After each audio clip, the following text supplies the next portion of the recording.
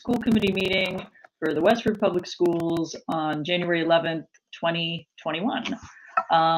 Welcome everyone. I'm sure people are coming online now. I see we already have a number of public comment in our Airtable question box. For those of you who are logging on now, the Airtable link will be posted in the chat, and you can also add your thoughts. I can see already that certainly transportation and start times is going to be a hot topic in our community, and there are so many comments. It would be impossible for us to address every single one of them tonight. We will certainly do our best to answer as many questions as possible. And absolutely, as school committee members, we have access to everything that's been put into the questions, and we can read them all. If I sat to read them all right now, I wouldn't be listening to the meeting though. So I will ensure that all of those will be read by the committee.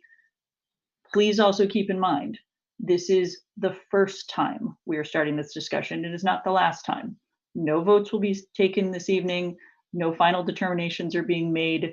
This discussion is part of a much larger budget discussion, and we hope that you will continue to stay engaged, not just with this meeting, but with our future meetings. We'll be having a regular business meeting next week, and 2 weeks from now, the superintendent will be presenting his entire budget to us. So there's a long process. It begins tonight. We hope you remain engaged with us, and we want to hear your feedback. And we'll start off by actually hearing the proposal that's being brought before us tonight. And with that, I will turn the floor over to Bill. Thank you, Gloria.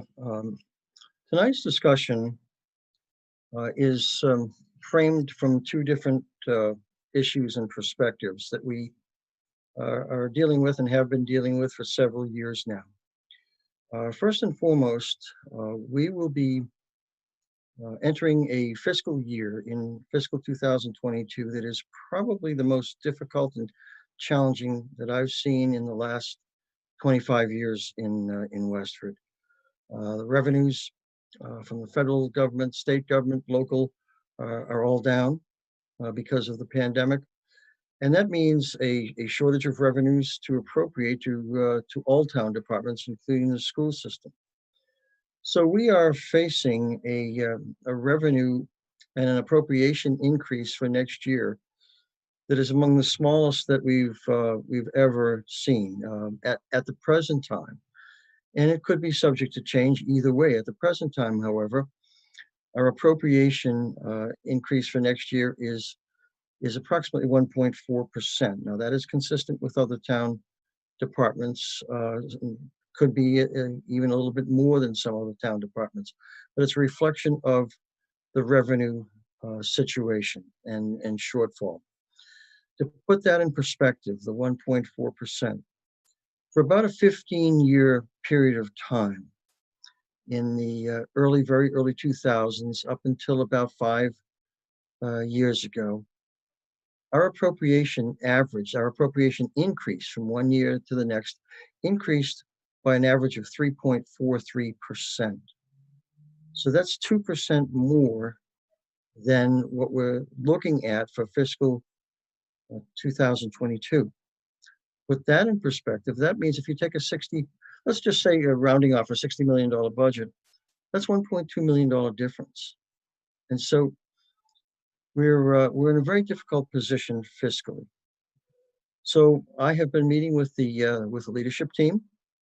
I am going to propose tonight to the school committee a plan that I happen to put into place at the request of a school committee back about 26, 27 years ago, when we had a very, very difficult budget scenario also, and that is a 4-tier transportation system.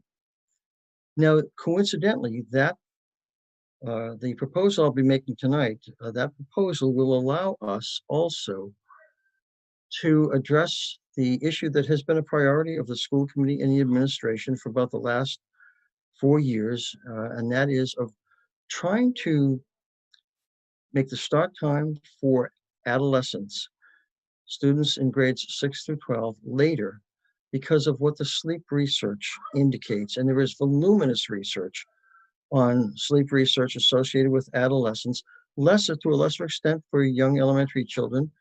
But the University of Minnesota has done extensive research. They were one of the first institutions to really study the impact of sleep on performance, on mental health, a variety of issues associated with child wellness. And so my presentation tonight will accomplish two things.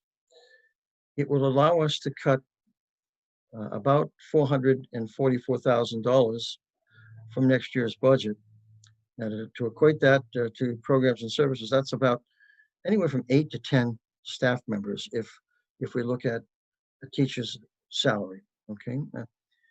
Keeping in mind that the lowest salaried teachers would be bumped out because they have the least amount of experience. So $444,000 in savings, but it also allows us to take advantage once again of the sleep research. So Chris, if you could bring up the slides, please, and I'll be glad to discuss them with the community, and glad to answer as many questions as we possibly can. And I want to thank our principals for being with us tonight also, because they have been part of this discussion. So my proposal has two components, as I said. It deals with student wellness, but also savings. And if you recall, the school committee formed a subcommittee, a citizen advisory committee, a couple of years ago to take a look at the research and thoroughly study, and they did an outstanding job studying what research was out there and looking at the meta-analysis of various research reports that colleges, university, the American Academy of Pediatrics, American Medical Association had authored and presented findings to myself and the school committee. That was just a little bit over a year ago now. You do the next slide, Chris, please. And so the findings of most sleep research is that the teens need 8 to 10 hours of sleep per night, and we know that that's probably not the case with most teenagers at this point in their life. A survey of Westford Academy students showed that it was an average of 6.5 hours of sleep per night, and 85% of the seniors slept 7 hours or fewer. So that's anywhere from 1 to 3 hours of sleep less than what research has shown to be optimal for adolescents, and particularly in this case for high school age students. So the biological sleep patterns shift to later times for sleeping and waking in adolescence. That changes from earlier years in a child's life to the adolescent years. And it's natural for teens, as the report said, to be unable to fall asleep early. And 41% of the WA seniors fall asleep, according to that research that was done not too long ago, after 11 p.m. at night. So what has most research told us about the effects of the lack of sleep? Well, there's less ability to learn, listen, concentrate. It's generally been found to have lower academic performance, higher incidence of discipline problems among some students, some depression, increased anxiety, a propensity for more substance abuse or use, whether it's tobacco, alcohol, or controlled substances, sometimes higher weight gain, and certain heart-related issues. And so the shift to later school start time has been shown by research to create greater alertness in students and better grades. It's interesting because the University of Minnesota, and I'll be glad to post this piece of research on our website, as I said, has been in the forefront of sleep-related research and student performance. They actually found that with adolescents, The closer you get to 8 and 8:30 start time, the higher the achievement levels compared to 7:30, 7:45 start times. So there were improvements in the students' health, improvements in the safety of students in terms of their driving because of their alertness. There were fewer risky behaviors and fewer discipline problems. Chris, you do the next slide, please. So on your left is the current school times. We have both the middle school and Westford Academy starting at 7:35 and ending at 1:55, and you see the early release time there also. With grade 3 through 5 beginning second, and pre-K through 2 beginning third, okay, and last, starting at 9:05, ending at 3:10. Now, one of the things that you'll notice in that table is that the middle school and high school have a longer school day than the elementary level. It's a day that is about 15 minutes longer.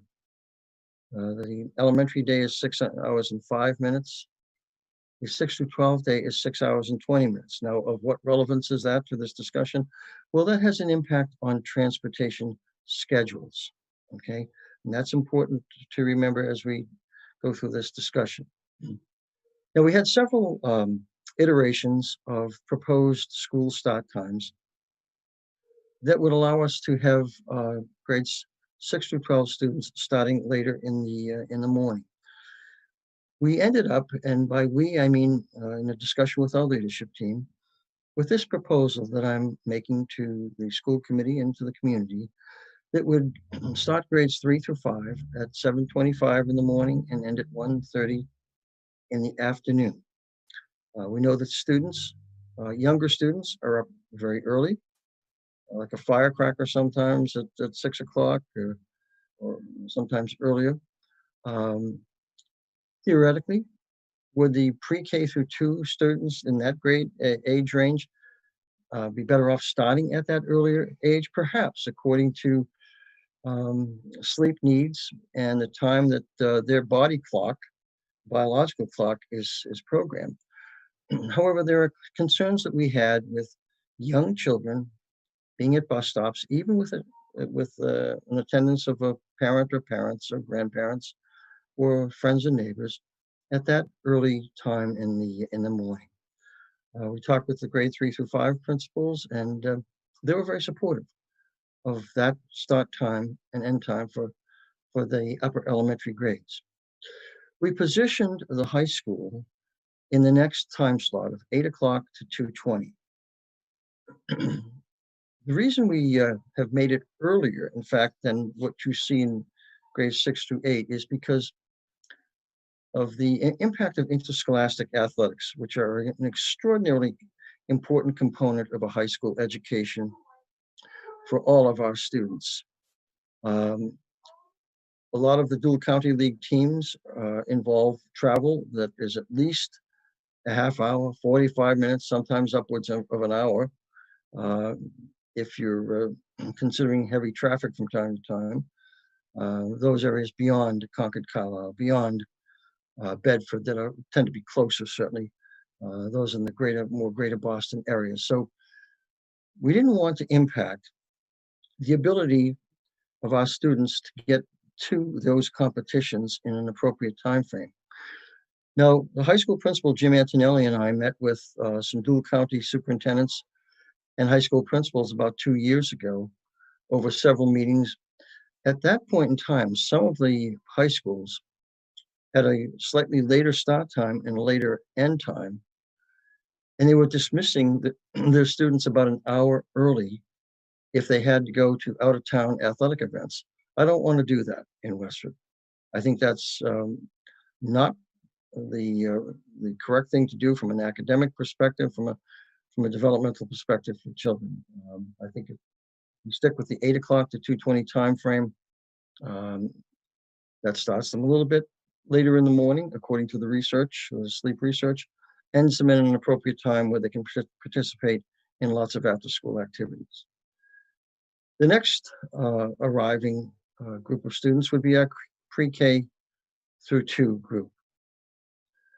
We position them in this particular pointer, the 845 to 250, because this is somewhat similar to the time frame that they're in right now, and we didn't want to go too late with these students, knowing that perhaps their endurance would be impacted to some degree in the afternoon if they were ending school at 3:35 or so in the afternoon, like you see the grades 6 to 8.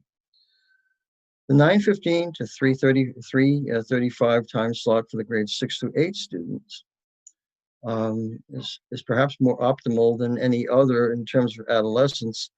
Does start them a little bit late, does end them a little bit late in the afternoon. Now, in talking with Dr. Chu and Tim Hislop, our 2 middle school principals, occasionally that might impact participation in athletic events in out-of-town locations, although there are nowhere near the number of athletic events at those grade levels as we have at the high school. So that this would be the sequence of arrival and end times in the school day. Now, obviously, what we would look to do, and we proposing everything on the assumption that we will have a normal school year to return to next year. We are looking at these schedules to be very, very beneficial, not only to our elementary students, but certainly to our adolescents, and that we think they are sustainable, regardless of in the future whether there is a 4-tier, 3-tier, 2-tier transportation system. That remains to be seen. I mean, that is a budgetary issue, but I think these timeframes are advantageous from a child development perspective. Next slide, please, Chris. This is a summary of the savings that we anticipate accruing as a result of going to a 4-tier transportation system. Now, keeping in mind, once again, that it's probably been 25 years since we had a 4-tier system. At that time, the Westford School Committee asked me to make significant budget reductions to the operating budget, including transportation, but gave me a challenge of cutting transportation costs, but providing commensurate levels of transportation service to our students. And that's the only way that I was able to make it happen, is by going from a 3-tier system to a 4-tier system. And what this will allow us to do in current day operations is save 6 buses at a cost savings of just slightly over $444,000. Now, my preliminary projection for next year, and this is not cast in concrete, but based on my discussions with our staff, I think we're looking at over $1 million in reductions if we don't do anything, okay, in terms of budget reducing activities. This is a sizable component of that, and I think it's very important because our core mission, keep in mind, is to educate students. Yes, school bus transportation is important. We all know that for safety reasons, bringing children to and from school. But it's my job to provide to you, the residents, the best school system we possibly can. That means excellent programs, but it means excellent staff also. Not only direct classroom teachers, but intervention services, and trying to save as much of what we have that has made us a top-level school system in the state of Massachusetts. Chris? So at this point in time, and I know there are lots of questions, lots of comments, I'll be glad to answer as many as I can. I know our principals are on with us also, in case there are any questions about particular grade levels and starting times and ending times. And we'll try to be as thorough as possible. We may not have all the answers tonight as we continue to develop our budget and perhaps refine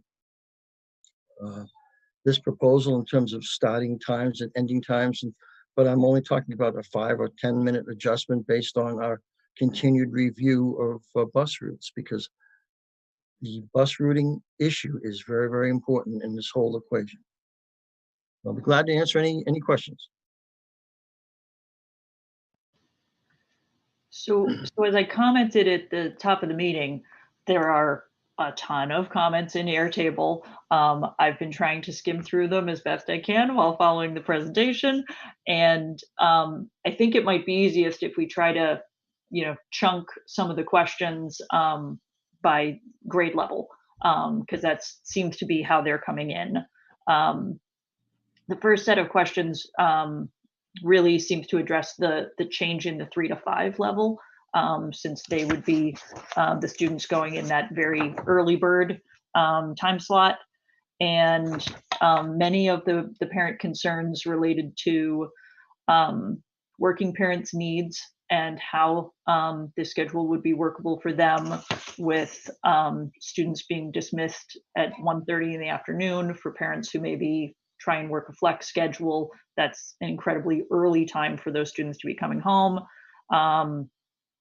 Another concern was the early time with an adequate bus stop safety that early in the morning, perhaps in the winter if it's still dark. And then another common theme I saw was, and this is related to the aftercare, that there's now a long aftercare span.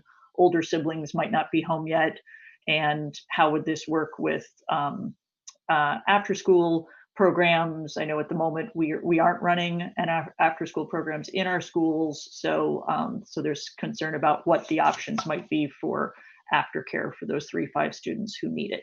So I think that encapsulates some of the concerns at the 3-5 level.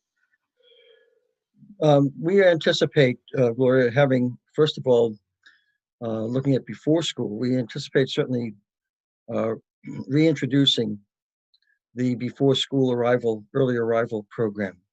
Now that may not necessarily be needed for the grade 3 through 5 students at that early start time, but certainly for the K-2 students, and perhaps even, as we've discussed with the leadership team, perhaps even at the 6 through 8 level, because keeping in mind that a 6th grader is a 5th grader plus 2 months, and so there may be some need for that. Now, the recreation department, on the assumption that we will be back in school in late August, early September, the recreation department, if that's the case, will be back in our buildings operating after school programs. So there is, and the Road and Bush, I'm sure, would probably have some programs available. So that's one of the things about bringing this topic up early, is to gauge the community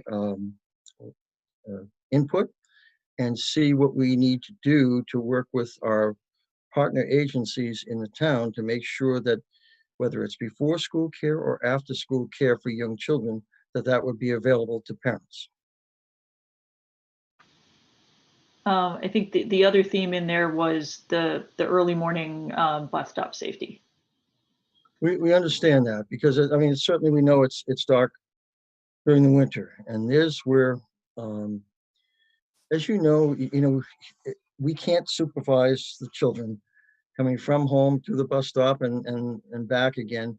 This, where in our policy, it does state that it is the responsibility of families to ensure the safety of students from the home to the bus stop, and while at the bus stop, and in the afternoon from the bus stop back home. So there is a responsibility here that will need to be met, and I know that it's not easy for any age child, obviously, to be out there early in the morning in the middle of winter with darkness.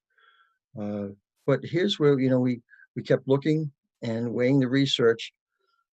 I think the 3 through 5 principals, and if they want to check in on this, that's fine. Feel that's a good time frame for students to be in school. So I'm not sure if they're on with us right now, Lori and Sharon. Yep. Yeah, we greatly appreciate Chris? that. A lot of our principals have been able to join us this evening. So since we're really kind of addressing 3 to 5 right now, if any of our 3 to 5 principals would like to join in, just take the mic. Gloria, I will add to one of the things that we talked about. We talked about how at our schools we have a large attendance in our early arrival program at 7 o'clock. And typically at Crisafulli, we're pretty robust by 7:15, 7:25, with anywhere between 25 to maybe 35 to 40 students on a given day. And that's been a typically high attended program within our schools, which has been greatly supported by our parents and by Bill as a way to have our kids have some before school care, so that to address the working parent piece.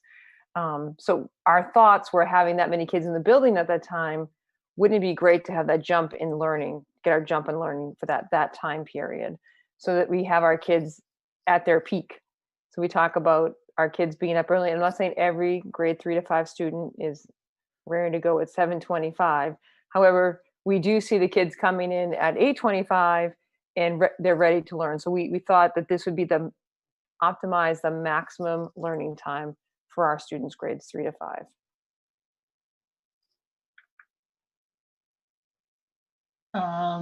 Any other additional comments from our other 3-5 principals? Feel free. Yes, I'd like to say something. I definitely agree with Sharon. We certainly want to optimize the learning time for our students. But I have to say that I do remain concerned about a third grader standing on the side of the road in darkness, whether or not their parents are responsible. I do feel some concern for that, certainly. And additionally, uh, I think we have to look very carefully at the time the children spend in school after school. We have many students who are there till 6 p.m. And so now if we're saying that they're getting out at 1:30, that's a large stretch of time to be in an after school program. So those are two of my concerns. But again, I do want to reiterate that I do think that that optimal learning time is important for children. Yeah, I agree. We went back and forth on this in terms of looking at the K2 students. But as Bill mentioned, they are, we know that the elementary students, K5, their peak learning time is not in the afternoon, right? We know that anything after lunch is always a little tricky when we're planning, because they do start to peter out, because in many cases they are up, certainly the earliest of most of the students that we're discussing tonight.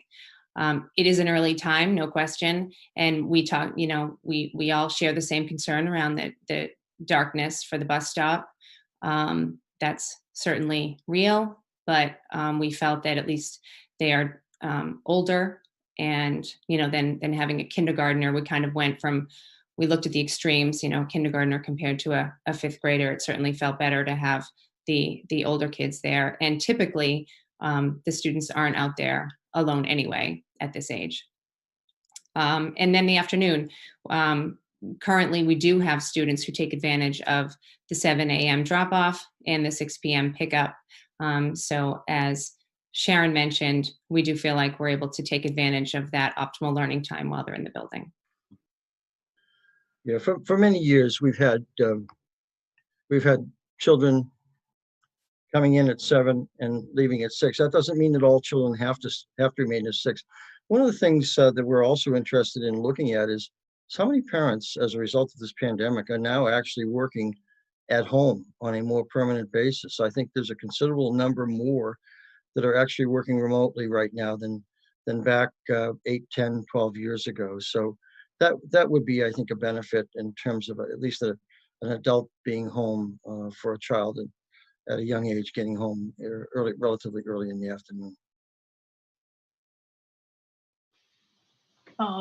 I appreciate all the input from our 3-5 principals. I guess I'll jump to another theme I'm seeing in the questions, which is the concern about the flip side. The latest start time would be at our middle school. And there's definitely concerns about, again, the working parent impact and how they might be able to get kids on buses in the morning. As you said, Bill, a sixth grader is not that much older than a fifth grader. And those kids might need some supervision getting up and out the door and to a bus stop at a later time. So I guess there was a question as to whether there might be some early drop-off option at the middle schools. And then another prevalent theme was the same kind of concerns that have come to the high school level about shifting start times. Well, if we're moving our middle school times, would that be disruptive to middle school sports and middle school extracurriculars? And what would be the impact on those things? Well, the first question, in terms of early arrival opportunities, I seriously think that we're going to be offering an early arrival option to the middle school also. Keeping in mind that option, the early arrival program, started back about 15 years ago now, when we started charging bus fees.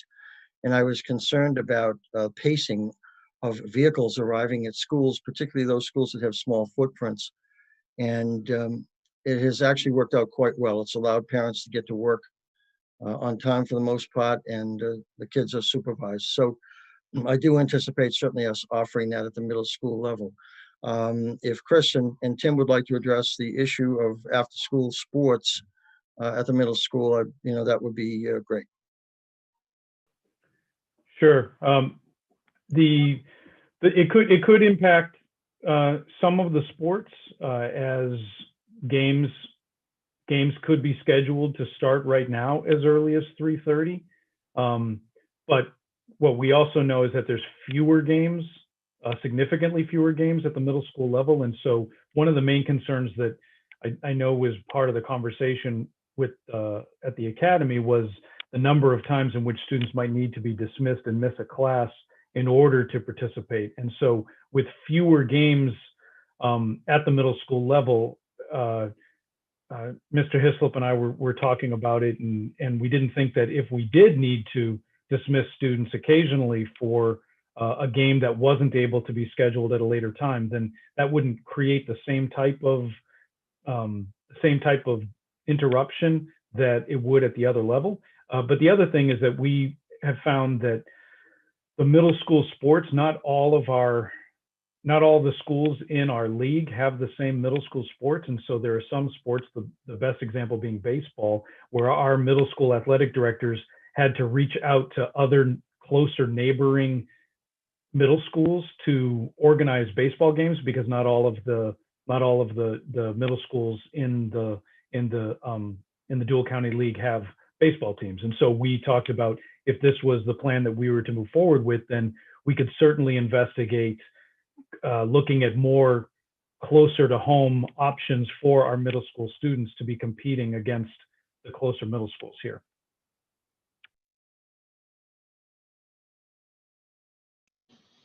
I know there was other questions about kind of other extracurriculars beyond the athletics, just the theater program, other programs that take place at the end of the school day, and that by starting at 3:35, does that create limitations for those programs? Well, I think that, as far as the big issue with middle school after school activities is the late bus, access to the late bus. So if we're still able to have a late bus run at 4:35, then the majority of all of our activities would still be able to take place. It's only sports and theater that really fall outside of the late bus timeframe.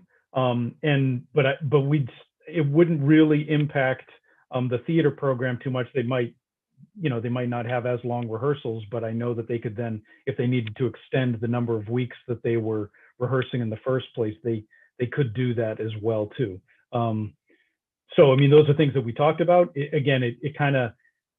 issue is that in a 4-tier system, somebody has to go last, right? And so when we were looking at it and talking about it, the best thing would be if 6 to 12 could stay together, but that doesn't put us in a 4-tier system, which is what we needed to look at here for for the budgetary reasons. And so in doing that, as we talked about it, we looked and said that it does support the middle school learning most specifically. And so whatever potential conflicts that might arise, I think we'd be able to work around that. I mean, Superintendent Olson talked about the morning programs. We could certainly explore what need there might be for an early morning program like they had at the elementary school. Our afternoon program is housed at Stony Brook, and it's both of the schools together. Students from Blanchard get bused over to Stony Brook in the afternoon, and the rec program in the afternoon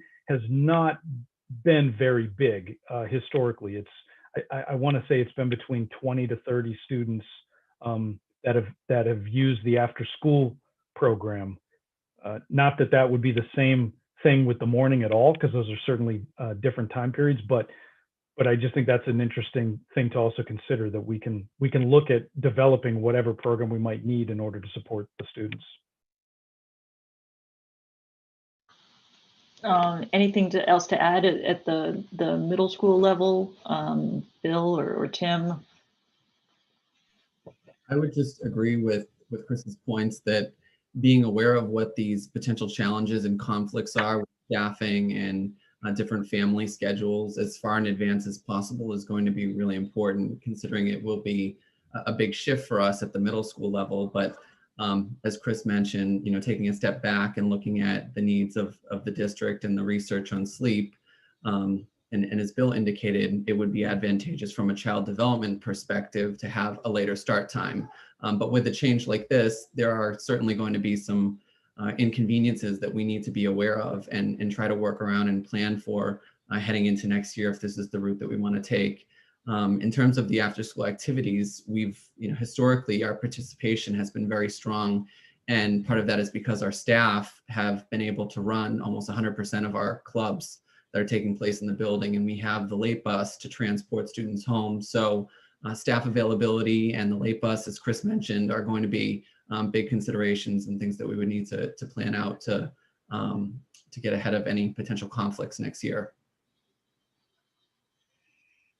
Thank you both, and again, thank you to all the principals for being here.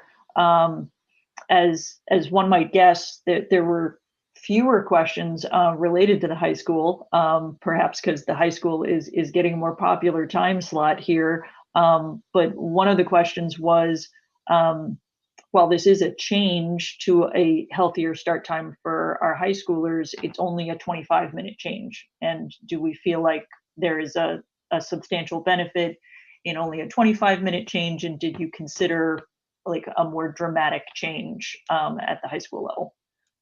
Gloria, I'd like to hold on. Now, I know this is going to be very difficult. This will be on our website. This was research from the University of Minnesota. And this was a sample size of over 7,000 students over a period of time, and the mean grades of those students. This particular benchmark here is about the 8 o'clock time frame, from 8 to 8:30 start time. And you can see how the research showed the mean grades increasing rather dramatically, with even that 25, in our case, even that 25 to 35-minute change in the Westford Academy school start time. We would hope that there would be some similar increase in academic performance based on those later start times. And as I said, I know it's probably very difficult to see on the screen, but this will be on our website. It was quite an interesting piece of research that showed anywhere from 8 to 8:15 or beyond for adolescents pays great dividends in terms of academic performance. The other kind of high school question that I saw was really if the issue is lack of sleep, are there other ways to really address that need rather than changing school start times? Like, why is the link so strong between if our kids or our adolescents aren't sleeping enough to change the start time? And are there other ways to solve that problem without doing all of this? I guess was the import of the question. Well, I guess one of the things is if you take all the electronics away, also at a certain time during the night, but it's it's most, the achievement has been most definitively associated with the number of hours of sleep. And that cycle of beginning later in the morning. And that naturally you can't force any child to go to sleep, or to, you can force them to wake up, but not necessarily get them to sleep on time. But the research is so overwhelming that we have all read, and the CAC has read, that it's probably the most important component. And they refer in all of the research, they refer to the significance of not accessing electronics in the middle of the night, which I know, unfortunately, we all do. I'm answering emails sometimes at 3 o'clock in the morning, but it's definitely the later start times and the hope that that will create more sleep hours that is of the greatest benefit. And if I could just chime in, I think if we could, bump it a little bit further out, I wouldn't see that as a major issue, going from 220 to 235. But I know that impacts the transportation. So as you try to navigate through the 4 different tiers, I know that would significantly impact the transportation and time getting back and forth to the different schools. So would I love to see 45 minutes? Absolutely, but I just don't think that would work for us in the transportation schedule. Along those lines, I was wondering if I could ask if you swapped, and I don't want to get into like different, but just Jim mentioned it and it made me think of it. If you swapped 9 to 12 and PK to 2, I'm guessing there are transportation issues that creates, but I don't know offhand what they are. So I was just going to ask, that was the one question I had, was if you had 9 to 12 go later, right before the 6 to 8, that buys you a little more time. But I know with the differing lengths of the day, maybe that pushes 6 to 8 too far out into the day. Chris, one of the things we looked at with that, and in the analysis, and the reason why we suggested this particular sequence of times, is the back-to-back busing in the afternoon, and the fact that it would become progressively more difficult to get buses to the last ending time. In this case, grades 6 through 8. If we had all of the buses committed, because keeping in mind the 9 through 12 buses travel the entire town. And so some of them are coming from great distances back to do the next run. And that was one of the issues that we discussed. And that's why we didn't have the high school and the middle school adjacent. And I would say, Chris, that doing some having conversations with a lot of the DCL principals, most of the schools moved to that 8 o'clock hour in order to navigate the athletic programs, co-curriculars, as I talked to fellow principals in the Dual County League. So I do feel guilty by saying it because I know that it's an issue for other schools within our district, but it is the optimum time frame for us to accomplish what we want to accomplish at the high school level. And we've had some, Gloria, we've had some questions in the last few days of can't we combine grades K through 5, even if we had them do a shuttle, picking up at the same stop at one, for example, the Robinson, and then go on to the Christopher Foley.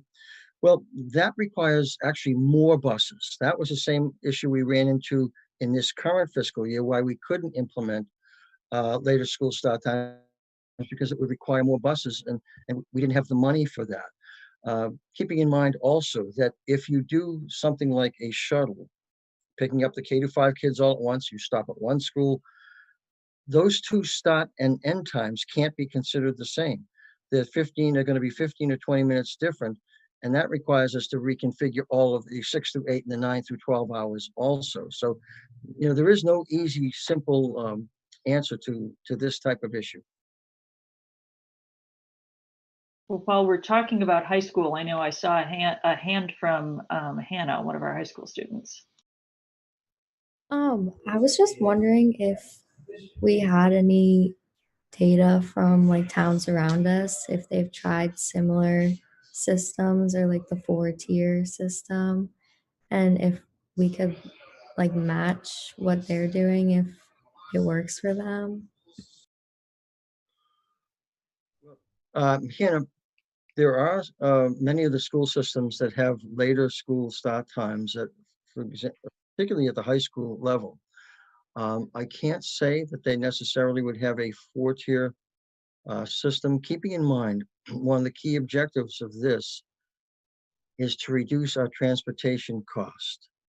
And the allied benefit is allowing us to configure the school starting time so that they may not have the same budget impact issue that we do.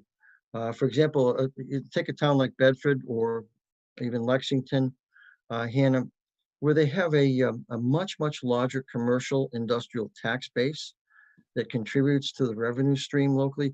We don't have that in Westford. It is growing, okay, and the town manager and the select board have done an excellent job in trying to create an additional tax component, but we're not there. We're not there with some of those other communities. So from a financial perspective, it becomes progressively more difficult for us. And I think that's an important piece to continue to remind ourselves, Bill, is that you're looking to try to balance this with having some sort of budget savings and looking at the future and what the budgetary landscape looks like, while taking advantage of this opportunity and this potential savings to begin to address some of the issues that you and the committee have been looking at for several years now in terms of the later start times for the adolescents. That's right, because keeping in mind, if we don't pursue something that allows us to reduce the cost of a program or a service like transportation, that is going to come out of direct programs or services or staffing in our school system. We don't have any other places to look. I absolutely am seeing school committee hands. I apologize, I haven't called on them yet. I want to address one more parent concern and invite our final principal on the line to make a comment, and then I will open the floor up to school committee questions. In looking at the comments, there aren't as many concerns per se about the K2 schedule, I think in part because that shift is smaller compared to what they're currently used to. But the questions that we are seeing, and this kind of ties in to the gaps and the way the gaps look, is that K2 now feels very far apart from 3-5. So for families with multiple children, they're trying to kind of envision how that will work for them to have such a big gap between the K2 and 3-5, and then as their kids age, with the gap between 3-5, 6-8, just for families with multiple kids, that's definitely another theme of concern. And we certainly understand that. Believe me, we looked at a lot of different configurations. Everyone seemed to have some advantages or disadvantages. This one, from a developmental perspective, seemed to have the most advantages. So. Principal Dubois, I appreciate you being on the line with us. I don't know if you would like to speak on behalf of the K2 level. Sure, thank you very much. Yes, I appreciate just reiterating a couple important points that have been made. Number one, we have tough choices to make here in a fiscally challenging time. And we do so understanding that change is difficult and there are clearly going to be some disadvantages. I feel like we're all used to that. Flexibility is the name of the game in this COVID life that we've begun to live. Also, we can't minimize exactly what Superintendent Olson said, the research. That was really the backbone of all of our conversations. And, as Chris said, some age span has to fall last, on that ladder. And if we focus on student learning, the K2, our youngest students really have to move up from that 9:05 time so that we can maximize that learning. And as we've said too, that when we consider maximizing the learning potential, we're also advocating and talking about all the grade spans. when we look at this.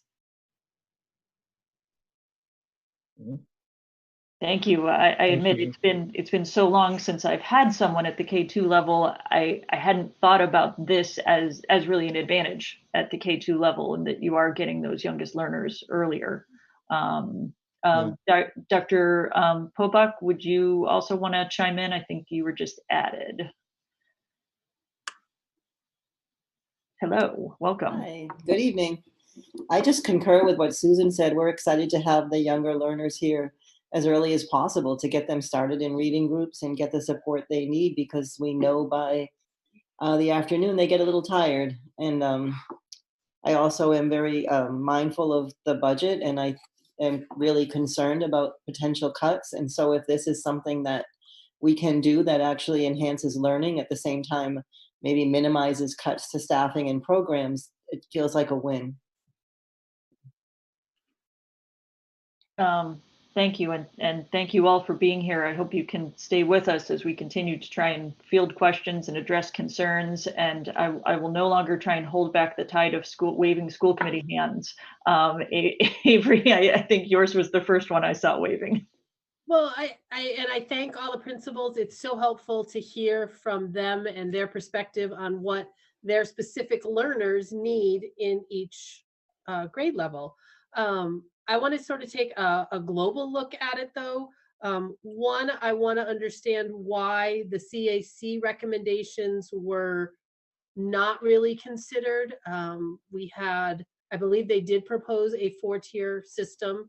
But I also want to keep in mind is this a financial decision that has mental health benefits, or is this a mental health decision that has financial benefits? And I think the weight is very important to think about. And lastly, we've got to look at, as I said, the global picture and working families and this stretch of times, as you just said, somebody with a 3 to 5 who's also trying to juggle a K to 2 and 6 to 8. Working parents are really going to be hit hard by this, and I just worry about hitting that population so hard with these changes. I will say that this is a financial decision with mental health benefits first and foremost. There's no question about it. $440,000 of programs, services, or personnel are very difficult, getting progressively more difficult to come by, because we all keep in mind that we have had 3 years of appropriations that have been considerably less than that average I mentioned earlier in the meeting of 3.43%. They've been down in the 2.25% to 2.5%, 2.6% range. And that has required us to keep trimming and trimming and trimming. And so it is a financial decision first and foremost. And Avery, may I just answer with respect to your proposed, your question about the proposed times of the Citizens Advisory Committee group. That had both the high school and the middle school starting at the same time. Okay, 8 o'clock to 2:20. That was their original proposal. Mm-hmm. With the pre-K through 5 at the same time. That would not allow us to save anything in transportation. But their alternate 2 proposal was a true 4-tier system. And I was just curious if that had been reviewed, since we asked those volunteers to take that time. Yeah, we looked at their research. We talked about the sequence of arrival and in the morning and departure in the afternoon. And so we did make some modifications to that, and that's why I'm proposing what I'm proposing tonight. They did an excellent job on that study. I think I can add a little bit of context to Avery on the alternate 2. It wasn't a full 4-tiered. We took one of the tiers and sort of split the high school and middle schools and split them. And my recollection was that would actually, I'm seeing in the note, there was concern that actually might require us to add buses, because we were trying to do both middle schools and high school kind of at the same time, a little overlap. So some of the buses could do double duty, but not all of them.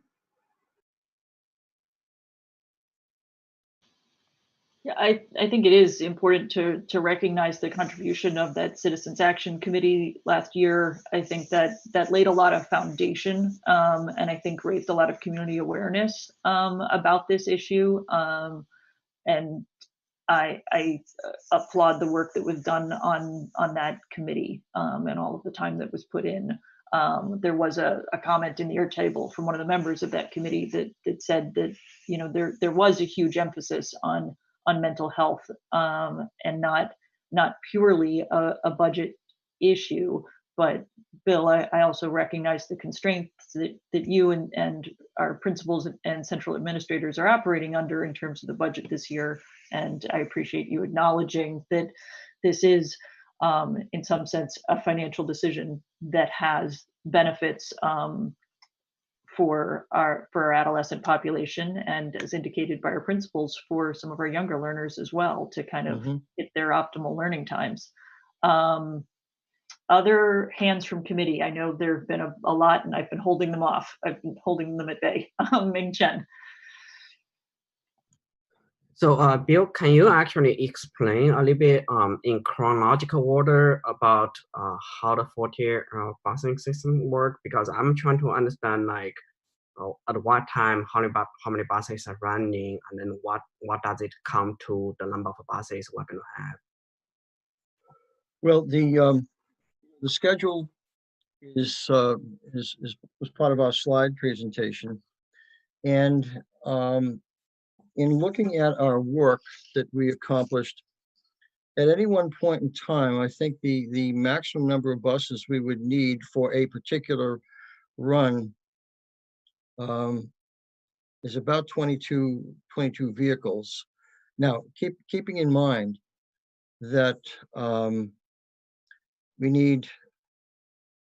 going to need those 30 buses because we have midday kindergarten runs, we have after school athletics, but we need the 30 buses for the daily runs also. Now,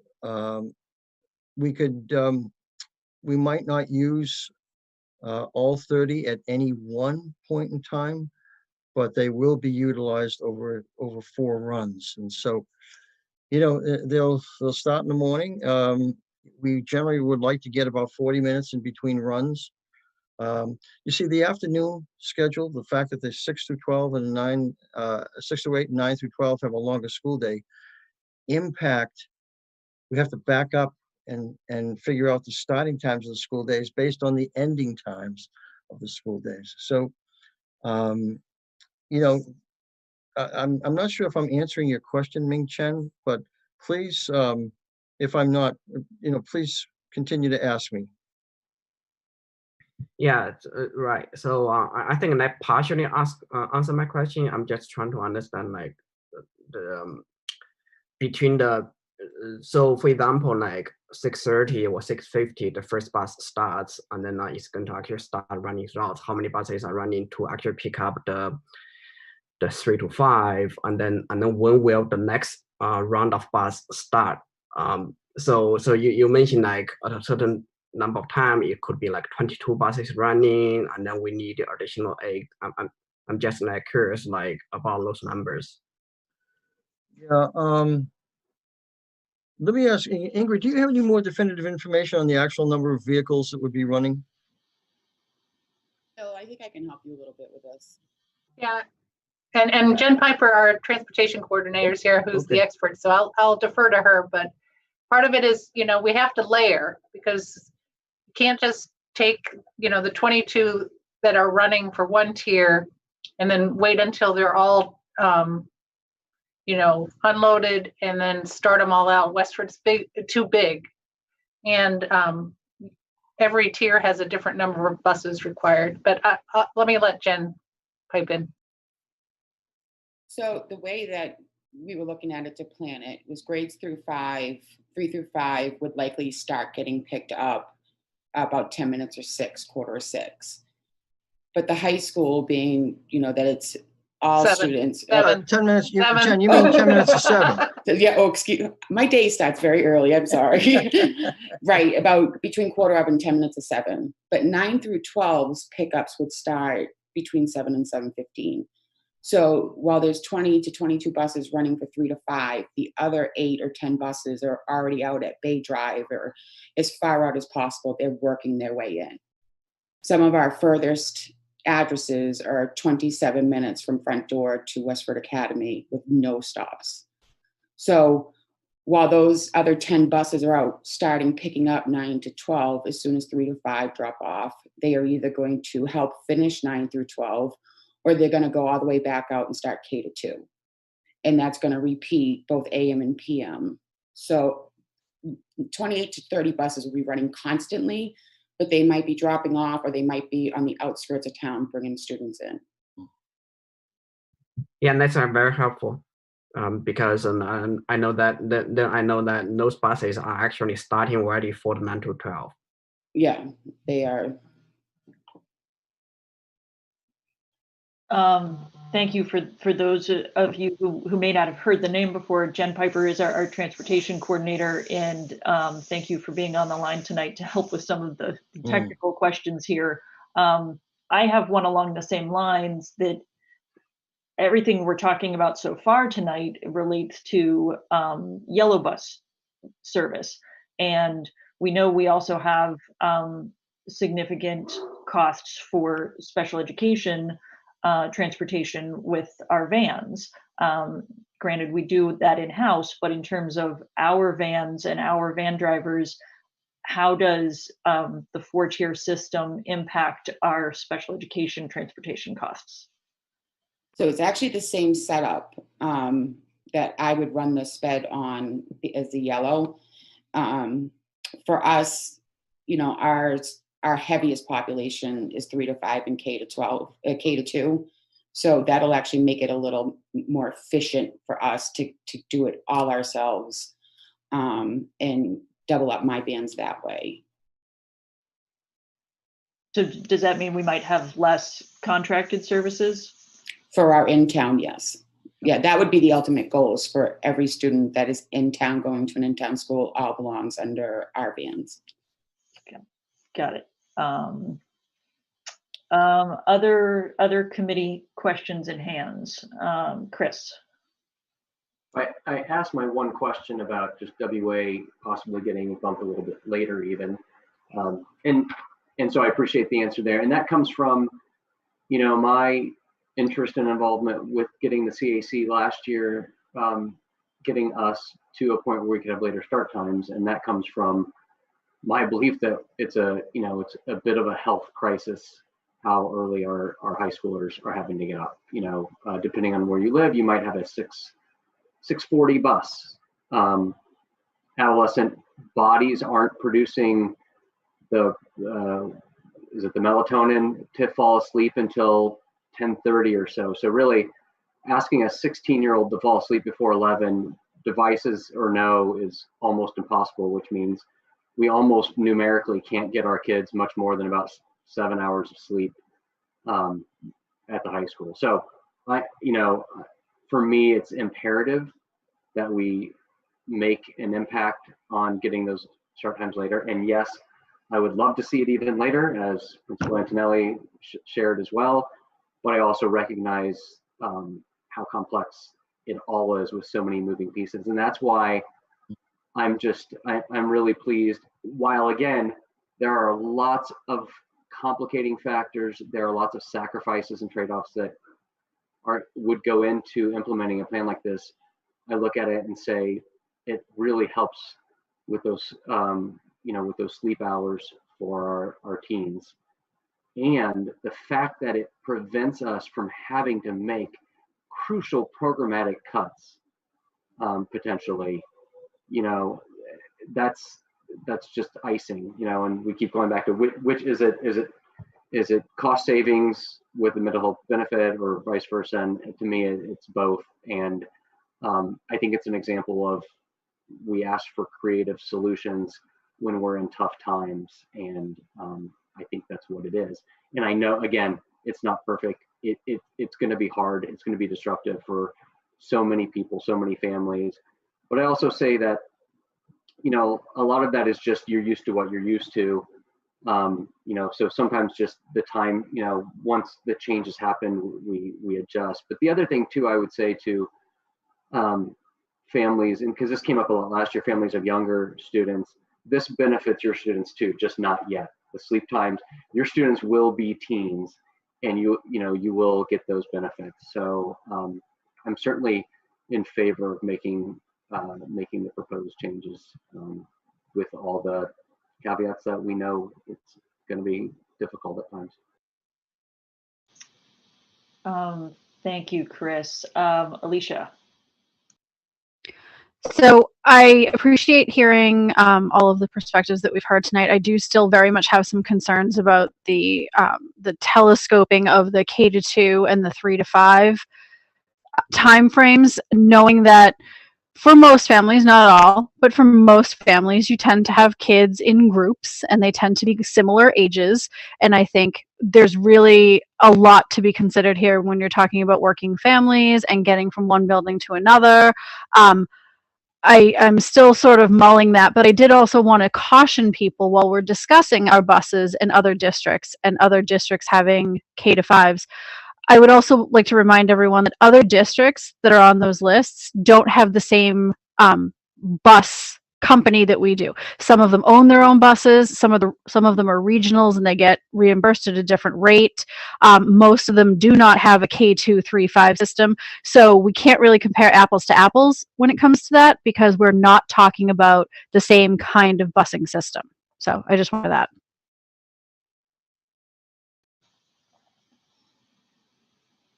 Alicia, you always steal my comments. I was going to mention that some of the districts we do often compare ourselves to are regional districts. They get reimbursed different. They might be smaller geographically, or they might have collapsed campuses. Sometimes they have a campus that has more than one school at one location. We have 9 schools at 9 different locations, and certainly with the sister schools, some of them are closer than others, but Miller Day aren't close to one another. So I think that does complicate our transportation situation. I very much wish we could have a 1-tier system where everyone started at 8:15 and everyone would be happy. I mean, we've done survey data in the past where people have expressed their preference, and the preference has been they want that sweet spot time that works best for people, and unfortunately that's not possible. So I do appreciate the creative thinking here in trying to balance our core purpose, which is providing education at a time that matches with what our students biology and educational needs is, along with juggling some of our financial realities. Other comments or questions from school committee members, time permitting. I know we've had a number of parents who have requested to speak live, and I'd like to be able to pass the mic to them. I want to be able to do that, but I skipped over school committee at the beginning to let all the principals speak, so I kind of feel like I owe you the floor. Valerie. I echo a lot of similar concerns. For me, that really one of the top concerns is multiple children with the gaps that are showing in the proposal, and basically doubling the cost of after school care for like the 3 to 5 age group who need care till 5:30, 6 o'clock. Used to get it, 3 o'clock. Yeah, sorry. But I just had a quick question. So what would the time be like for half day kindergarten? Half-day kindergarten, those sessions would begin at 8:45, and those generally run 2.5 hours. So, that would be, I'm just looking at the schedules here, like 11:15 or so. And then afternoon would be? Well, it would generally start about an hour later, and it would end up at the 2:50 in the afternoon. Okay, thanks.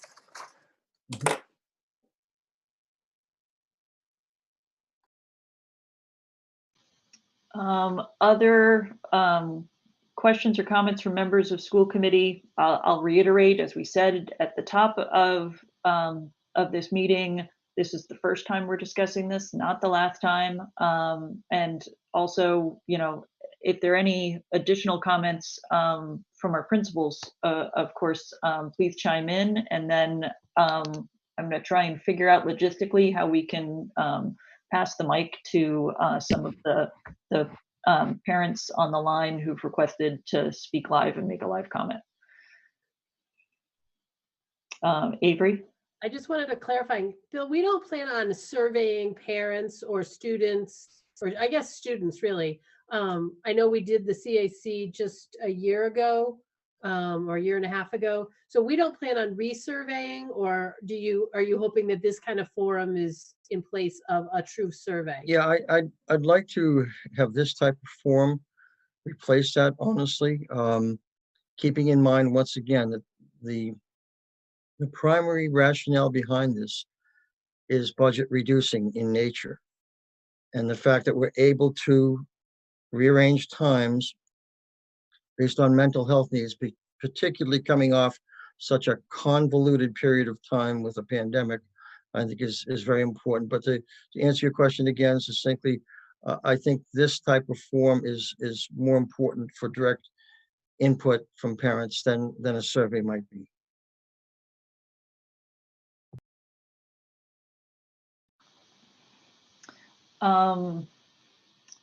Last call. Sean. So real quick, just from a logistics standpoint, I'll take it D-Bus is on board with what we have here. I mean, there's no chance that this is going to affect our, another contract with them or. No, we have this ability to make this change. Just to let you know, in the school committee, we're doing kind of an informal survey now also of transportation costs of other communities, just to have that frame of reference. But we've done this before with D-Bus Company, and so that there's a precedent that we've had with them. I had a related question to bus contracts. Where are we in the cycle with our current bus track? Do we have 1 year left, if I recall correctly? Is next year our final year with this current contract with D? Yes, we bid a 3-year contract. If you recall, last year was the second year, and we bid 2-tier based on our hope of implementing later school start times. We weren't able to, so now we're going into the 3rd year. And bus specifications are written and they're checked out by the Inspector General's office as ours are. The award is made on a 3-year contract with 2 option years to be at the sole discretion of the school committee, taken 1 year at a time. So you do have that discretion down the road. You also have the discretion after next year to rebid the contract if you so desire. So next year's our 3rd year, and then it would be the subsequent 2 years where we'd have that option. That's right. Okay, that's where I thought we were. Thank you for clarifying. Did I see another school committee hand? Gloria, that was me, but you stole my question. Well, I'm glad we traded. Fantastic.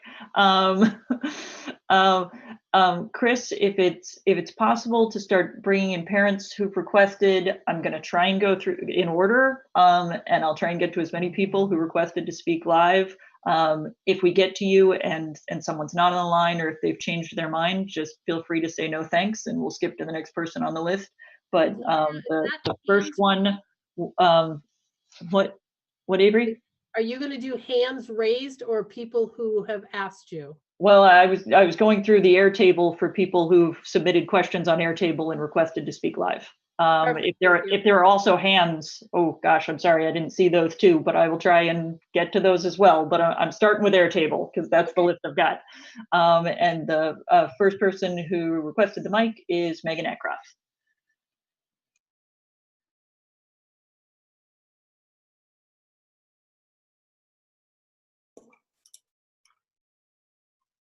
Hi there. Can you hear me? Sure can. Hi, Megan. Okay, thank you. And thank you for giving me the opportunity to speak. I submitted quite a few questions. I appreciate the principals being here and hearing their perspective. So I just had two things that kind of were not touched on.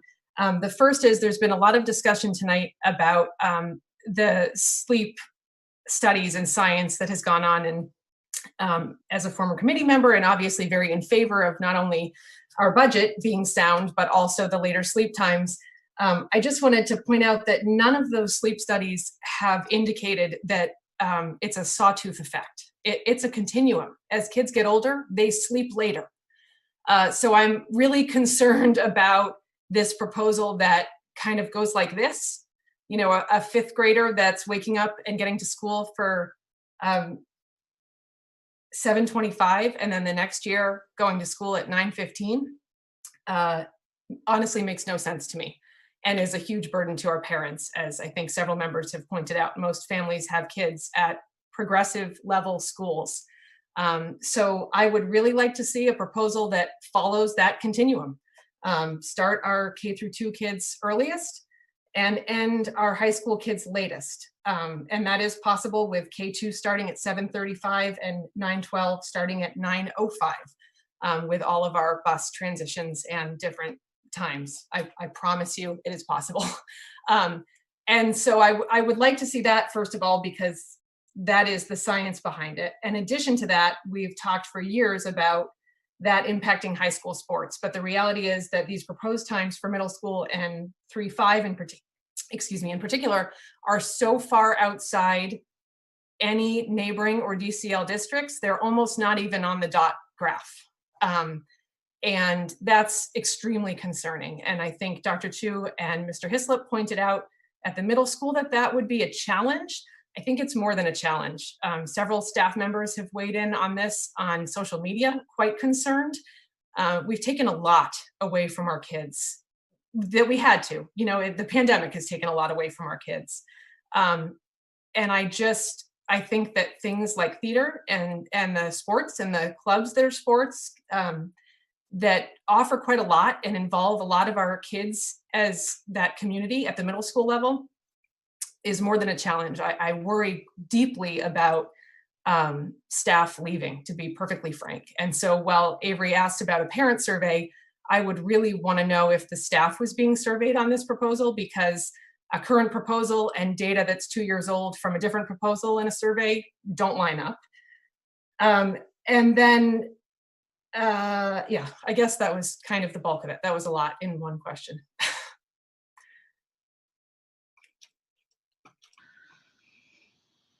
That was a lot in one question. If Bill or any of the principals who might have, you know, if their level kind of fits with some of those questions, wants to chime in, floor is yours.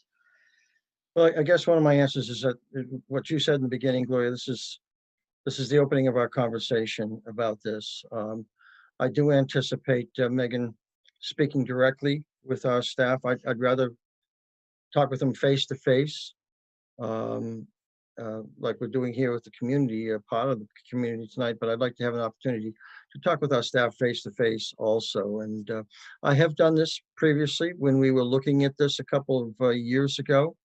One of the issues that's associated with changing the school start times and end times, although it's not necessarily insurmountable, is some of our staff at the younger grade levels do serve as coaches, okay, of athletic teams. And so that, you know, that's a consideration that we have to look at also. And I'm working with the athletic director, Jeff Bunyan, to see if that's an impact at this point in time.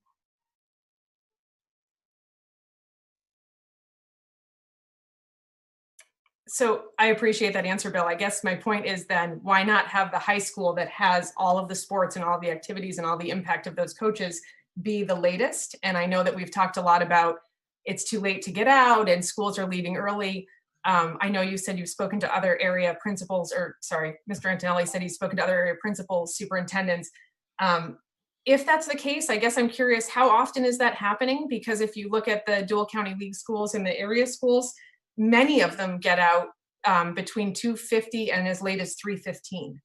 and some later than that. And so I'm wondering, you know, are we really concerned that that would have a huge impact? Whereas we know that it would have a huge impact to the sleep of the high schoolers. It's a much larger jump than the proposed 25 minutes. Yeah, if you don't mind, I'd like to defer to Jim Antonelli on that in terms of the frequency that we might experience some difficulties. Jim, if you're still there. Yes, I am, and certainly that's something I'd have to go back and investigate and discuss with the DCL principals. We meet every other week and have discussions about certainly the current events of COVID-19, but also the impacts that it's having, the impact that it's having on our students overall. So I'll have to go back and tally up some of the numbers in regards to how many times they have to early release based on their end time. But I will tell you, Megan, that the further you push out the times when students are leaving the school, let's say, for instance, 2:50, what we've seen and what we've heard from athletic directors and trainers is that by the time these athletes are getting to the facilities, they're not getting an opportunity to have the optimum time to warm up. And there's been an increased number of student athletes that have suffered injuries based on that lack of time to warm up and prepare for an athletic event. And then once you push it out later, if you have a later start time, let's say games usually start at 4, or now you'd be pushing these games out to 5 and 5:30, which again would push students out getting later. So the residual effect here is that you might have kids getting home later when they're starting games later, and it could be a net loss overall in the amount of time. So there's a few more inquiries that I have to make with the DCL principals. These start times have really only started up in the last 2 to 3 years. So as Bill pointed out, we met with several DCL principals. We met with the superintendent from Wayland in particular at one point. And I believe Wayland starts in the range, I could be wrong, somewhere around 8:30 or so, and gets out, I think, towards 3. But I will have to do some specific research in regards to that just to check. I was part of the Citizens Action Advisory Committee studying start times last year, so we'll pull out some of the data on that to try and specifically answer your question. I appreciate that. Wayland gets out at 3:15. And I hear you. I guess the only comment I will make about that is I would like to hear real evidence, because there are so many schools in the Dual County League getting out later. Lincoln Sudbury is 3:10. And again, while that's an important piece of the puzzle, we are a school system. Our goal is to educate our kids, and all of those other things certainly are part of that and part of the conversation. But at the end of the day, what the hours that they're in school are what matter the most. So I would just hope that the committee would consider a 4-tier system, because I understand the cost savings that follows the age progression of our students, because that's the actual science. Thanks for joining us, Megan. Thank you, Megan. In fairness, I want to give the mic to others who may have requested it. Lori Sheehan requested it, but may or may not be on the line. Lori Sheehan, if you are on the line, please give a hand wave or something so we can recognize you, since you might be under a different name or something. There was also a live question from Christina Green. Is Christina Green on the line?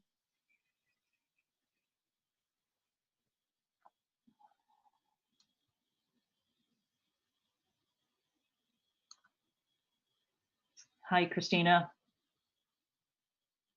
Hi, thanks. Actually, Gloria, I think you already answered. You already asked my question. It was in relation to the special education bus and the impacts to that with the budget. Thank you. Didn't catch that.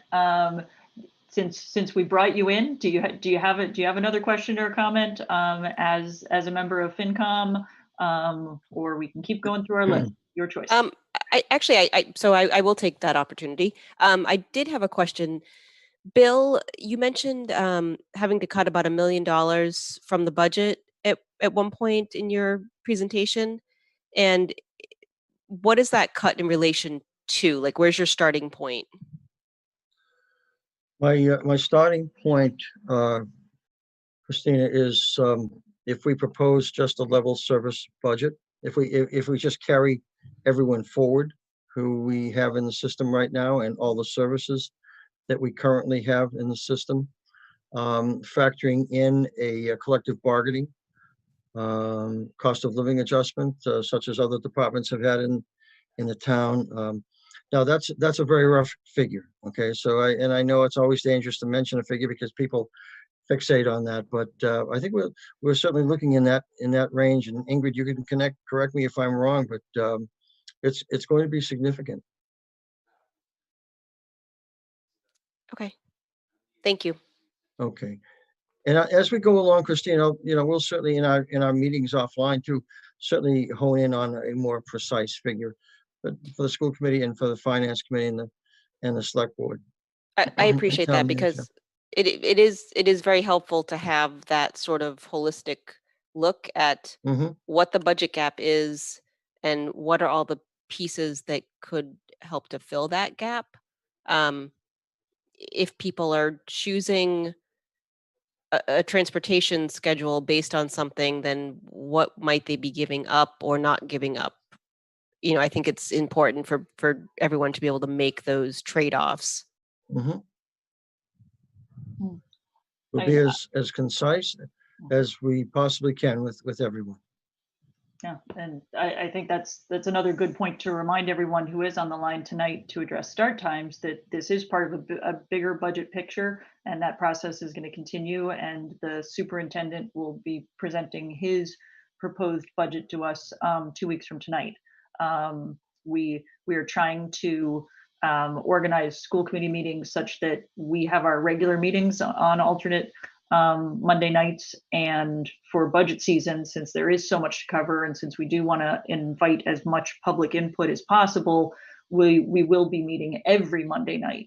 So on those in between Monday nights, for example, like tonight, we're going to be discussing a budget topic. So tonight's transportation. In 2 weeks, we'll get to see that big picture holistic, and then on future Monday nights, we will try and have a specific topic or bundle of topics so that parents who are concerned about that topic in particular can attend that meeting and don't necessarily have to be with us every Monday night unless that's what you enjoy.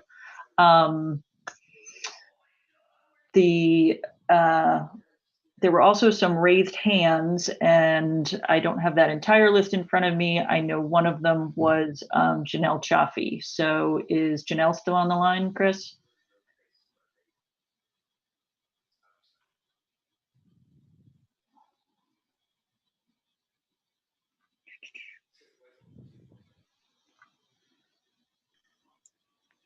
I just really missed you. Hi, Janelle. Guys, I'm just kidding. So my question involves middle schoolers. So I'll just give you my personal, how this would affect me and then how I might think it might affect others. So Delilah is going to be in 8th grade next year. She starts at 9:15. There's a 0.5-mile walk to my bus stop. If nobody is here to walk her to the bus, that's going to be a problem. And what if she misses the bus? That's also going to be a problem. I know other people walk all the time, but to have a 0.3-mile walk to a bus stop is, I think, a lot. So if the start time does get changed to 9:15, will that be taken into consideration? Janelle, you're saying the location of the bus stop? You were breaking up a little bit, but are you saying?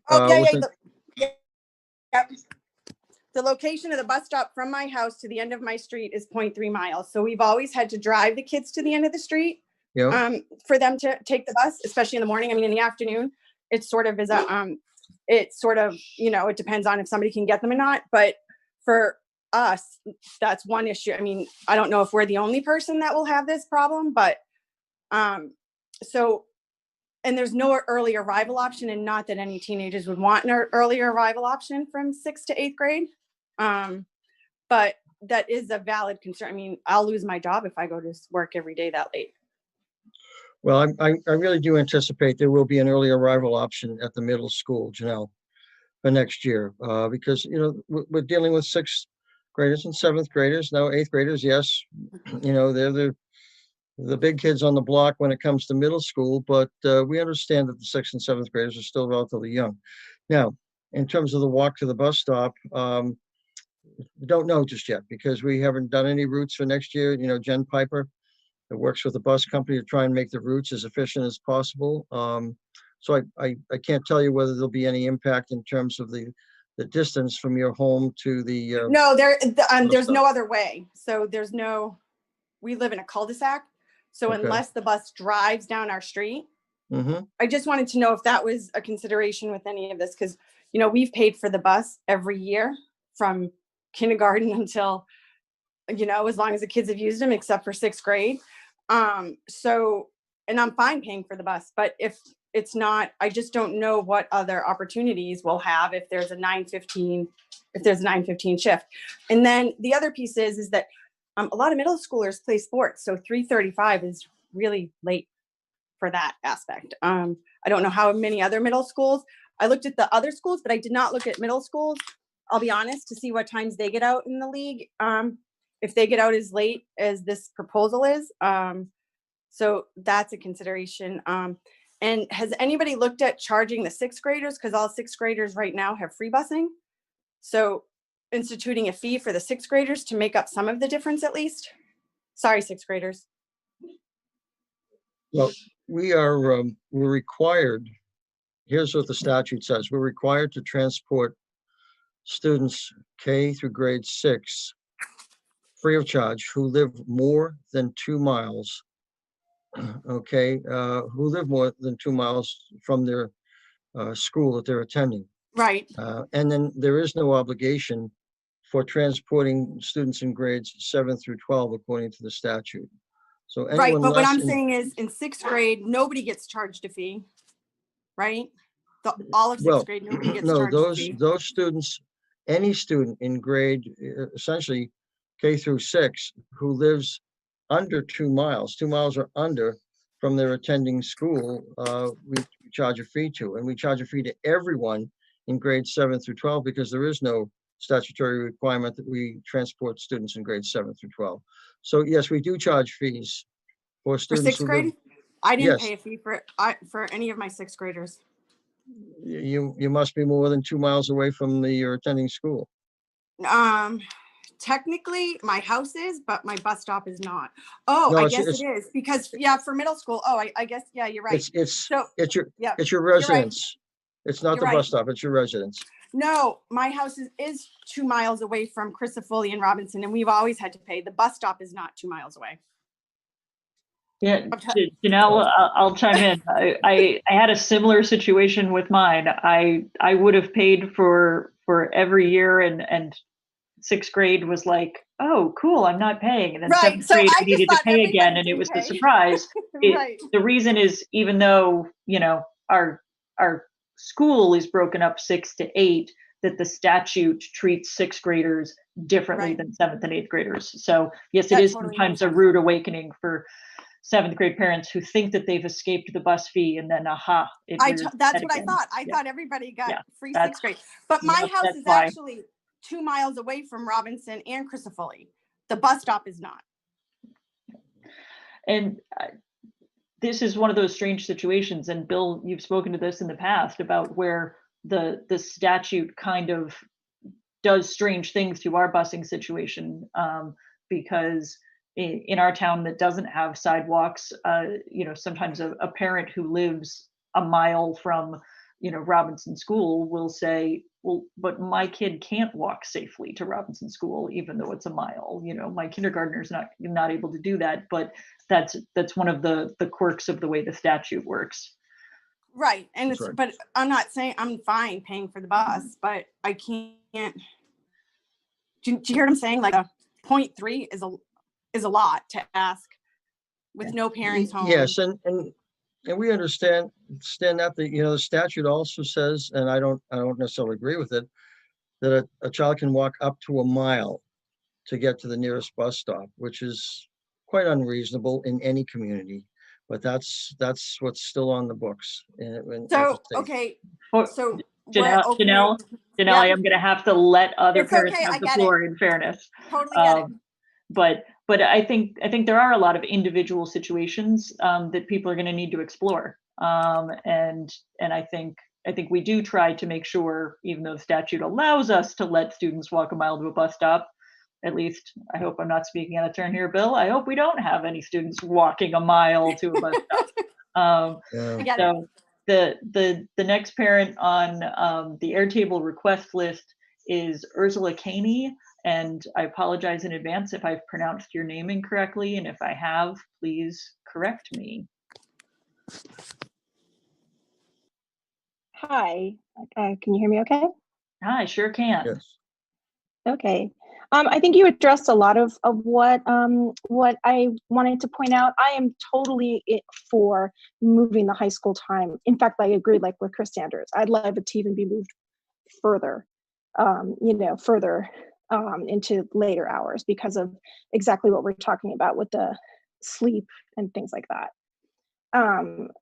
But what I wanted to point out is, in deference to the fact that we do have a lot of people with multiple children and multiple ages, and it's really going to be a challenge for those parents. And even though I only have one and she's in high school at this point already, I just want to make sure that I'm thinking about the whole community from that perspective too.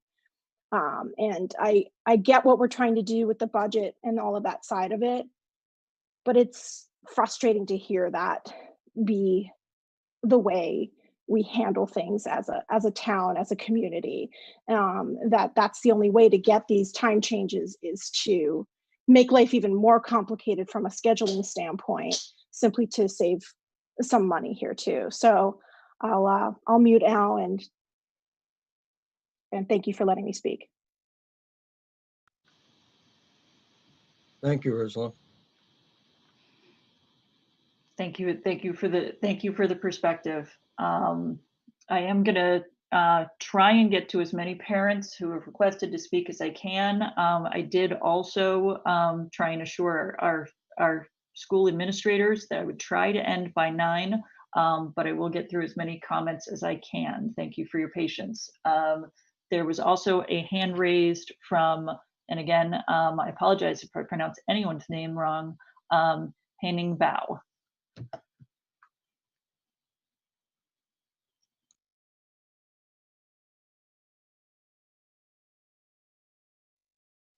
And please do correct me if I pronounced the name incorrectly. Perfect, because I responded to your question. So my name is Helen. So, and here, first I want to thank you for all the school administrators and the school boards trying to taking care of our kids during this hard time and trying to save money from anywhere, everywhere for the budget, tight budget. So by reading the proposals, I have couple points. The first one is we talked about the mental health for the kids or the students. So I noticed from this proposal, I found that there's 7 grades. 7 of the grades are going to be benefit from schedule change. However, we also have a reduction of the mental health benefit from the other 7 grades. So to me, it seems like a trade-off. In overall, for all the students, there's no significant mental health gain here.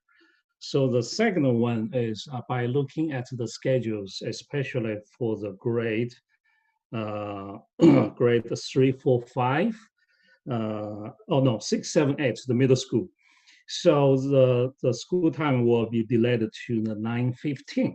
So which means the average with the average commute time, the parents getting to work will be 9:30. That's going to be tough for the working families.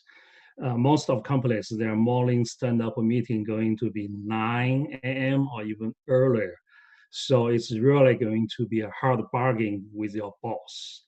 And if you don't have the work, you don't have the bread to put on the table. So that's going to be tough.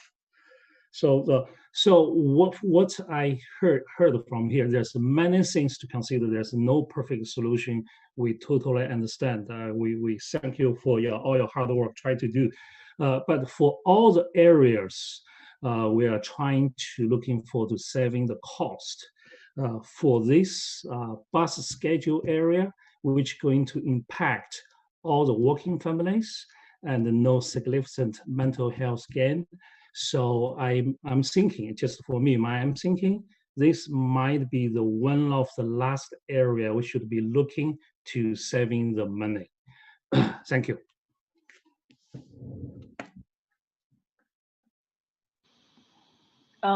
Thank you for the comment. I admit my one question back to you to make sure that I understand your question correctly is where there's a mental health detriment. And I believe, as our principals indicated, that they did not feel that there was a mental health detriment to any grade levels based on this plan. So what grade levels in particular were you concerned about there being a detriment? Oh, sorry, I lost the connection in between, so I kind of lost the question. You have a backup pattern. Thank you. Oh, sure, no problem. Thanks for sticking with the technology. My question was, you indicated in your question that you felt like there was a mental health benefit for some grades, but a mental health detriment for other grades. Which grades were you concerned about there being a mental health detriment? So for my kids, I'm focusing on the 3, 4, 5. However, I cannot just speak just for my kids. We have thousands of families here. So I'm looking at overall proposal, look at like from the pre-K all the way to the grade 5. Their schedule is moving ahead. And then from the middle school and the high school, their schedule is moving to the later time. So to me, there's an equal. There's a 7 grades moving early, 7 grades moving later. So moving to later time. So to me, it's kind of like a trade-off. There's there's no positive or minimum positive health, mental health gain here. Great. Thank you. Thank you. I better understand your question now. Bill? Well, I was just going to say there is relatively little research done in terms of mental health benefits of school start times for younger children. I will say, however, that in reading research, various sources of research, Dr. David Souza, who was the author of the book called How the Brain Learns, suggests that pre-adolescents, virtually all elementary age students, and I'm reading from a meta-analysis of his research, are more focused earlier in the morning than adolescent students. Specifically, he shows pre-adolescent students having the same degree of focus at 7 a.m. that adolescent students have at 8 a.m. This suggests that elementary schools may be able to start earlier in the day without negatively affecting student achievement. So that does not address mental health, but I just wanted to clarify that, there is some feeling that, certainly that the younger children starting earlier also benefit academically. Well, and I think that does echo some of the comments from our principals that they felt like the younger students are more alert earlier in the day. And I guess, while I totally see your point in that we're moving some earlier and some later, the ones that are moving earlier are the ones who perhaps need that earlier time. At some point with adolescence, that biology shifts on itself. And that's what the research is certainly telling us, and that the adolescents have a much harder time earlier in the morning, and their rhythms really shift to where, and I certainly know this was the case for my adolescents, they're not really ready to learn algebra at 7:30 in the morning. Their brains just aren't ready for that. But perhaps our youngest learners are happy to learn about colors at 7:30 in the morning. It's an interesting shift. Anything else to add from any of our principals on that point?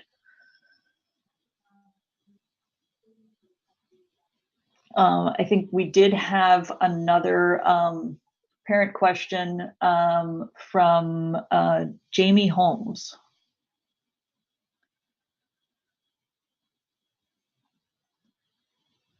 And while Jamie's logging on, I will mention I did see another question from a parent who requested to speak live. It is a question that is off topic from what we're discussing tonight. We agreed to keep this to a one topic meeting. But please forward your concern to school committee or to Superintendent Olson and Assistant Superintendent Carrie Cleary, and I'm sure they can help you with your question. But we are just trying to keep it focused on one issue, so I appreciate everyone's patience on that. Hello. Jamie Holmes, floor is now yours. Hi, how are you? So just as a parent of 5 school-age children, none of which are in high school yet, so if there are added benefits to the high school children, that's excellent, but I think that you're going to be causing a lot of mental health and trouble amongst the K-8 folk that will be trying to manage whatever this is. And I just think that we are sacrificing our K-8 students for 9 to 12 students. And at this rate, it actually seems like it really doesn't even seem to benefit the 9 to 12 students based on some of the parents that I've heard comment or spoken with. They're not even crazy about it, but I think that we really need to start getting a little more creative with money saving techniques or out of the box ways of cutting different things or adding money different ways to be able to not let everybody suffer with these start times, because I know for my family that we will be falling apart, and we are already falling apart for this entire school year while I'm homeschooling them because of the schedule that is not working for them there either. So just as a consideration to all of us that are already in really having a hard time this year, this conversation is actually kind of shocking to me, where I do understand where it pertains to budget, and that's something that needs to be spoken about, but it was very taken off guard that this would even be put on the table for this year, especially with how this year is already going. But it would really affect our family very poorly, and many families around us that have more than one child, the way that this is being proposed.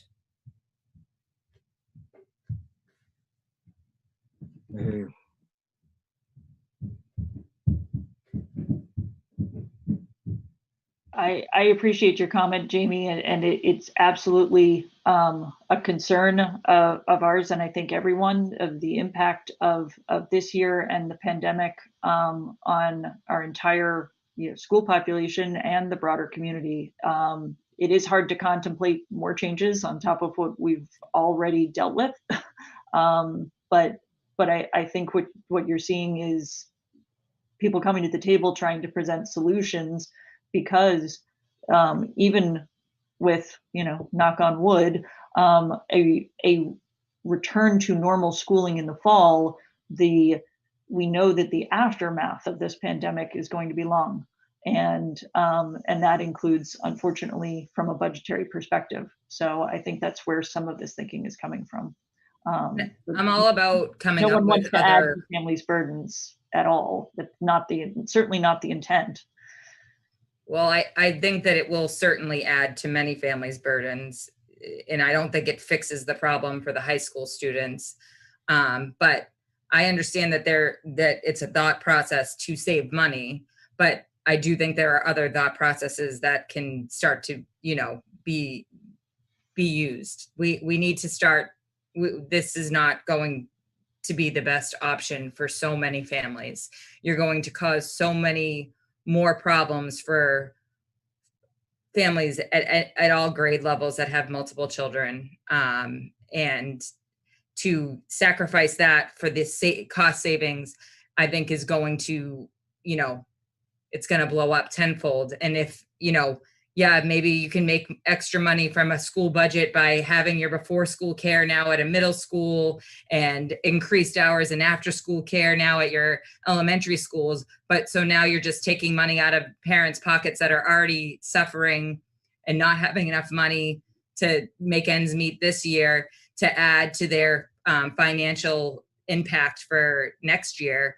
I mean, people are already looking down the barrel at, you know, trying to get to the end of this school year and surviving it from a financial and a mental health standpoint.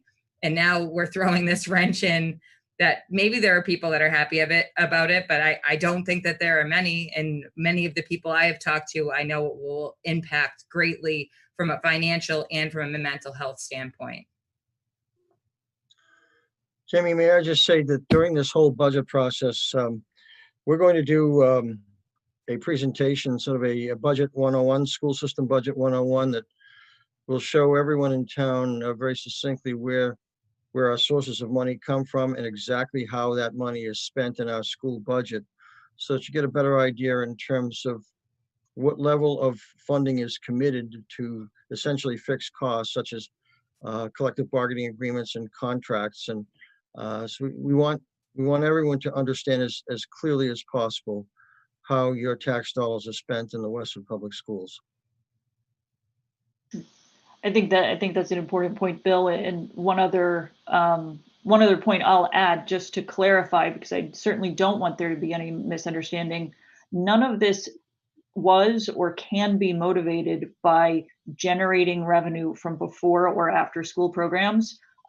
If a before school program runs, the cost, the fees that go into that early school program are used exclusively for that early school program. That is not a cost generator for other school programs. We can't run a before school or after school program and then use that money to buy textbooks. Like, those are separate buckets, and none of this was designed to try to generate additional revenue, certainly coming from families, not at all.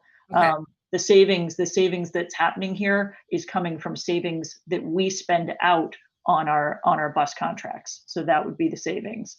But thank you for the comment, and I hope it's something that everyone does keep in mind. And I certainly think it's something the school committee wants to keep in mind. It was one of the things that school committee kept in mind at our most recent meeting when we discussed fees. At the beginning of this year, we charged a partial bus fee and a partial WA parking pass fee, and was waiting to see if, for budgetary reasons, we would need to charge additional fees for the second half of the school year. And we are very much trying not to do that, because we are very cognizant of the difficulties that families are experiencing, and we don't want to add to those burdens right now. So we're very much hoping not to add to those fees. That's like a double-edged statement, though. You don't want to add to people's fees for this school year, but next school year you're already adding to people's, if this goes through, you're adding to people's budget line items, because now you're sending middle school students that may not be able to stay home by themselves in the morning, get themselves off to school, to a before school program, which you wouldn't have had to do before. You're sending additional hours, your elementary school kids additional hours. There's no high school or middle school kid to help get the elementary school kids off the bus that maybe would have been before. I mean, you're costing people so much more money than these two fees that you're talking about for this half of the school year. So I think that really definitely needs to be considered. And one other item, when my oldest son, we had trouble sending him to extended day in the mornings, and then having PM kindergarten. And I remember thinking it was a terrible idea. Why did we do that? It was just to get him some socialization. If I send him to before school at middle school, because I know I can't leave him home by himself, and then expect him to just jump into school at 9:15 a.m. and then be there until close to 4, that is a nightmare. Maybe that's just my child, but I imagine that there will be some other children that will suffer from that as well. Thank you for that perspective and concern. I know we've got our middle school educators on the line. I don't know if they can add to that, or if it's really just another factor and another comment, as with many comments we've heard tonight, that we do need to take into account. As we indicated at the beginning, this is the first discussion of this, but it's not the last. I really did try to get to as many of our live commenters as I could. And I know there were many, many more written comments in the Airtable submissions. Absolutely, please know that all of school committee has access to that. We will share that with administration. Everyone will get to read through those comments, even if they weren't addressed live. But I hope that we were able to cover kind of a spectrum of many of the concerns that parents have and questions that people have about this proposal. Valerie. I'm sure that others are wondering this. If I'm wondering this as a school committee member, can you detail the next steps? I know I keep hearing it's like the first discussion, but it also sounds like administration and leadership looked at a few different options. So, I mean, and there's no survey, but there's 60 submissions that I haven't seen one positive one. And we've had several live parents chime in negatively. So I'm just wondering, in lieu of a survey, it seems like we're getting feedback, but it's not clear to me what the feedback loop is. Is there a possibility to rework this? Is this as is getting into the budget, and then we're going to be weighing this against program cuts? Can someone lay that out a little bit? Well, my intent is to take the input from tonight and continue the discussion with you in terms of, and the leadership team, certainly, in terms of, is there any room to tweak this in terms of configuration of times or sequencing of times, although we've kind of flushed that out already. But, you know, I do want to take into consideration all the comments tonight, and we've got a long way to go. I mean, I haven't even submitted the budget to you yet, so that there's where we're going to have to take a look at everything. And thus the reason for these off committee meeting Monday nights to take a good hard look at these items that are going to have an impact on both students and families. So we will continue this discussion on this particular topic as well as others.